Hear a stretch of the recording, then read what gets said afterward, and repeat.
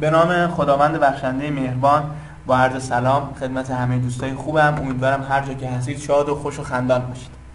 یه نکته رو قبل از اینکه بریم وارد درس بشیم بگم، و اون اینکه اگر دوستان انتقادی دارند، پیشنهادی دارند، حتما یا از طریق کانال ما یا شبکه ما با ما در تماس باشند، یا اینکه این شماره رو سیو کنن و بهش پی ام بدن و انتقادها و پیشنهادهاشون رو با ما حتما در میون بذارن. اما میریم سر آموزش. ما به قول گفتنی الان دیگه ما گفتیم هجا چیه، صامت چیه، مثبت چیه، هجا چیه، هجاهای یک بیت رو مشخص کردیم. الان میخوایم یک قدم فراتر بگذاریم و بگیم حالا که ما هجاهای یک بیت رو مشخص کردیم چگونه بتوانیم وزن یک بیت رو تشخیص بدیم. ما اینجوری میگفتیم آقا هجاها رو بیاین شما مثلا این بیت رو در نظر بگیریم: عمر گویندم که ضایع میکنی با خوب رویان، وان که منظوری ندارد عمر ضایع میگذارد. یکی میاد به سعدی میگه که یا سعدی تو عمرت رو داری تلف میکنی با عشق بازی کردن و هر دم یه دقیقه با یکی هستی و عاشق میشی، این عمرت داره تلف میشه. سعدی میگه بابا تویی که عاشق نمیشی و معشوقی نداری عمرت داره تلف میشه. این عشق هم یه عشق زمینیه ها، فکر نکنید که عشق آسمانی است. نه، سعدی خیلی شاعر زمینی هست و در مورد همین مسائل زمینی هم شعر میگه.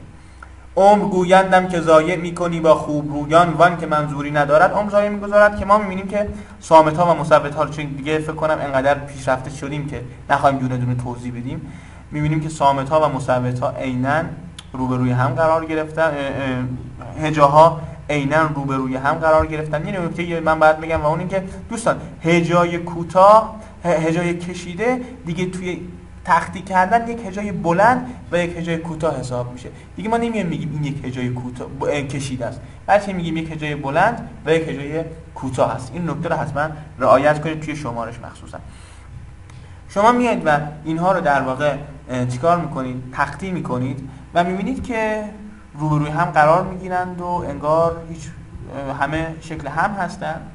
ولی یک نکته اینو ما باید دقت کنیم. اگر خوب دقت کنیم و خوب بنگریم میبینیم که یک سری الگوها، یعنی یک الگوی از هجا توی این خط تکرار شده.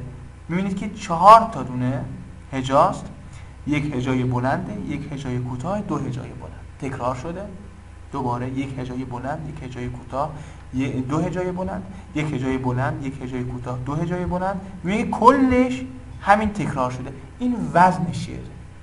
یعنی این تکراره که اینجوری هی تکرار شده یک آوایی رو ساخته که با این تکرار شدن وزن شعر رو برای ما ساخته. میریم یک سری به کتاب‌های عروض که ما بزنیم، میبینیم که میگه اگر دیدید در شعری چنین الگویی به دست آمد، بدونید که باید آهنگ فاعلاتون رو بهش اختصاص بدید. بهش بگین فاعلاتون. یعنی این چی؟ یعنی وزن این شعر 4 بار اگر فاعلاتون تکرار شده، 4 بار میگیم فاعلاتون. این فاء، ببینید این فاعلاتون که بسیار راحته و بسیار عادیه. این یکی از وزن‌های اصلی و پرکاربرد ادبیات فارسی است. عمر گویندم که ضایع میکنی با خوب رویان، فاعلاتون. دوستان سعی کنید که با آهنگ و نوا و همچنین با طرب این مصرع ها رو بخونید که وزن گوشتون هم قوی بشه. یعنی تا وقتی که یک مصرع رو براتون خوندن شما انقدر حرفه‌ای باشید که سریع با شنیدن مصرع بتونید وزن رو بگید. برای این کارم فقط کافیه تمرین کنید. چجوری؟ اینجوری: عمر گویندم که ضایع میکنی با خوب رویان، عمر گویندم که ضایع میکنی با خوب رویان، فاعلاتون. عمر گویندم که ضایع میکنی با خوب رویان، دم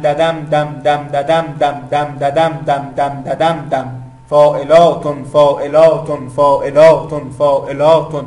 وان که منظوری ندارد عمر ضایع میگذارد، فاعلاتون.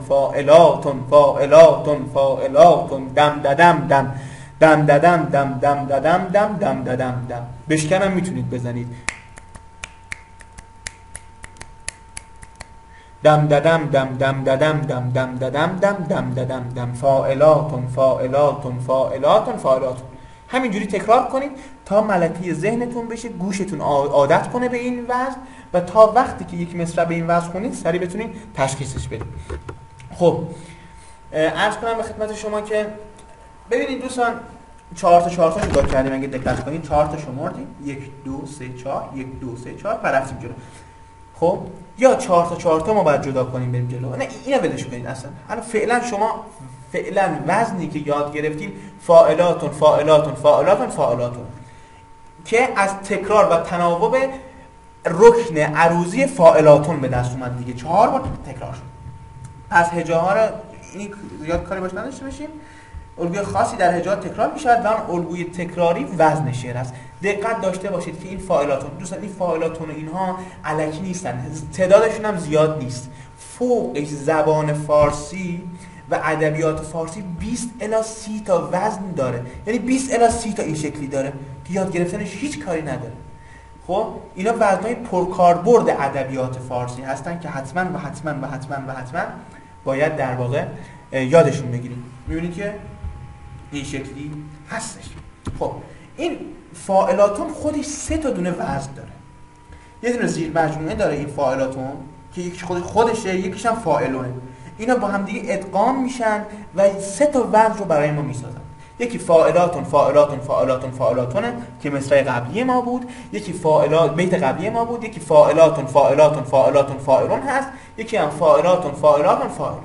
شما به عنوان کسی که عروض رو میدونه دیگه میتونید شخصی رو که وزنش اشتباه باشه و وزنش رو تشخیص بدین که مثلا توی زیر شاخه وزن فاعلاتونه، دیگه میتونید اشکالات وزنش رو بهش بگید و باید بدونید که فقط این 3 تا زیر مجموعه اینجوری نیست که مثلا فاعلاتون فاعلون فاعلاتون فاعلون یا اینها وزن‌های اینجوری بتونیم، وزن اینجوری میتونیم در بیاریم، اما اون چیزی که پسندیده است از زیر شاخه‌های وزن فاعلاتون و شاعرها ازش استفاده کردن همین 3 تاست. این هم از این و این. یک نکته هم من باید بگم، ببینید دوستان اینجا 3 تاست. ببینید یا تعداد ارکان‌های عروضی یا 3 تایی است یا در واقع 4 تایی است، نه بیشتر نه، و می‌بینیم که یا 3 تایی هستند یا 4 تایی هستند. یعنی ما 2 تایی بینشون هیچ وقت نمی‌بینیم، یا مثلا که 5 تا فاعلاتون تکرار شده باشه نمی‌بینیم. اگرم ببینیم استثناست که بعداً در موردش صحبت می‌کنیم، ولی 99% از اوزان زبان فارسی یا 4 تایی هستند یا 3 تایی، یعنی یا 4 تایی یا اینجوری هستند یا اینجوری. خب فاعلاتون فاعلاتون فاعلاتون فاعلون، اولیو که ما مثالش زدیم، میریم سر دومی. دوش دور از رویت ای جان، جانم از غم تاب داشت، ابر چشمم بر رخ از سودای دل سیلاب داشت. دوش دور از رویت ای جان، ببینید همش حذف همزه است. دوش دور از، ببین چقدر سعدی استاده. دوش دور از رویت ای جان، جانم از غم تاب داشت، دم ددم دم دم ددم دم دم ددم دم دم ددم. فاعلاتون فاعلاتون فاعلاتون فاعلون، ابر چشمم بر رخ از سودای دل سیلاب داشت.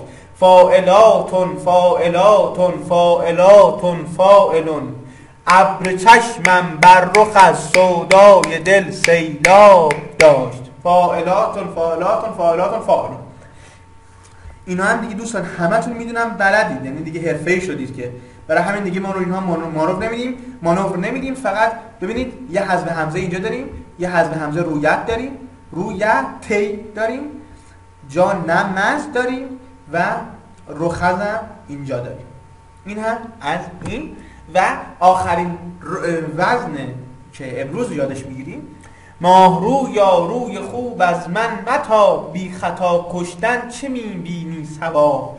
ماهرو یا روی خوب از من متا، دوباره حذف همزه. فاعلاتون فاعلاتون فاعلون، بی خطا کشتن چه میبینی ثواب. فاعلاتون فاعلاتون فاعلون.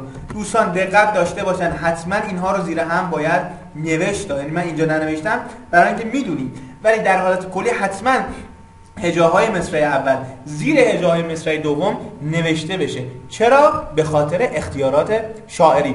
شاعران مختارترین و آزادترین انسانهای روی زمینن بدون شک. یعنی شاعرها وقتی که توی تخیل و نظم زندگی ما رو به هم میریزن شاعرها. دیگه میخواین از وزن و عروض تبعیت کنند، شاعرها نه. شاعرها هم به قول گفتن یک سری اختیارات شاعری دارند و از وزن و عروض یک جورایی زیر سیبیلی رد میشن. یعنی یک سری مشکلات وزنی وجود داره که شاعرها اینها رو زیر سیبیلی ردشون میکنن به قول گفتن. یکی اختیارات شاعری زبانی است و یکی اختیارات وزنی. با اختیارات وزنی فعلا کاری نداریم. الان بحثمون روی اختیارات زبانیه. یعنی وزنی یعنی وزن رو دستکاری میکنن شاعرها، زبانی یعنی نوع تلفظ کردن و نوع خوندن رو یه مقدار دستکاری میکنن و اون بلند تلفظ کردن هجای کوتاه هست. هجای کوتاه با یو که با یو اون رو نشون میدیم میتونه به جای هجای بلند که با خط تیره اون رو نشون میدیم تبدیل بشه. خب البته این نکته رو باید حتما دقت کنید و اون نکته چیه؟ البته هجای کوتاه در صورتی بلند خوانده میشود که یا تک هجا باشد یا هجای پایانی کلمه قرار بگیرد. این نکته بسیار بسیار مهمه. یعنی یا مثلا و که ر پ اینها باشه که به تنهایی هست و قبل و بعدش یعنی به تنهایی به عنوان یک کلمه و یک هجا هست، یا اینکه هجای پایانی باشه مثل نه در خانه، خانه، یا مثلا پرنده در پرنده و امثال اینها. می‌بینید که آخرین هجا باشه یا تک هجا باشه. یعنی اگر هجای اولی باشه یا هجای وسطی باشه اصلا این قاعده براش اتفاق نمیفته. ببینید جو فروش است آن نگار سنگه با من و گندم نمایی میکند. من میتونم از طریق آهنگ تشخیص بدم که وزن این فاعلاتون فاعلاتون فاعلونه، اما اگه بخوام شعر بگم حتما باید با اختیارات شاعری آشنا باشم، یا اگر نتونستم با گوش بگیرم باید بدونم اختیارات شاعری چیست تا اون رو به خوبی بتونم تشخیص بدم.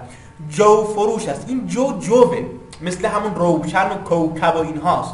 جوه این، برای همین جو بلند تلفظ میشه.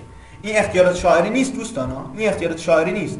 این جو، این اوف خونده میشه. این در ذات خودش هجای بلنده. جو فروش هستان نگار سنگدل. دوباره حذف همزه رو داریم، میبینید اینجا حذف همزه شده. جو فروش هستان نگار سنگدل با من و گندم نمایی یا نمایی میکند. که ما میبینیم این ر اینجا باید این شکلی باشه ها، یعنی وزن ما اینه. خب ما باید وزن این شکلی باشه، اما میبینیم که این هجای کوتاه در صورتی که ما هجای بلند نیاز داریم. شاعر یکی میاد به شاعر گیر میده آقا اینجا وزن ریخته به هم، اینجا ما هجای کوتاه بلند میخوایم، شما هجای بلند کوتاه آوردی، ما اینجا هجای بلند میخوایم، شما هجای کوتاه آوردی. شاعرم یه خنده‌ای به لب میزنه و شما رو مسخره میکنه، میگه عزیز من اینو باید اینجوری بخونی. جو فروش هستان نگار سنگدل با من و گندم نمایی میکنم. پس میبینیم که این که کوتاه هست، جو فروش هستان نگار سنگدل کوتاه هست، ما ر میخونیم که بلند حساب بشه. این هم از این تمرین رو بهتون میگم و براتون میفرستم. الان کشتی هم شروع میشه، بریم کشتی رو ببینیم و امیدوارم که ایران قهرمان بشه.